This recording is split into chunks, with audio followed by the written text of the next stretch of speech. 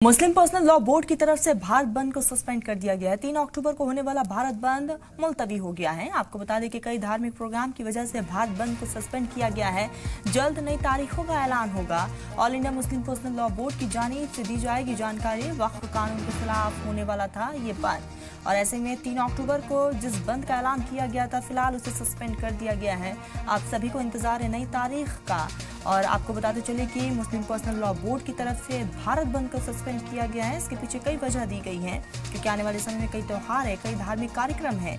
इसको ध्यान में रखते हुए all India Muslim personal law board की जानिब से अब आगे की तारीख को लेकर जानकारी दी जाएगी। वक्फ कानून के खिलाफ होने वाला था ये बंद, और इसी को लेकर 3 अक्टूबर को जो बंद का ऐलान किया गया था, फिलहाल उसे सस्पेंड कर दिया गया है। सभी की नजरें कि अब आने वाले समय में all India Muslim personal law board की तरफ से नई तारीख क्या होगी।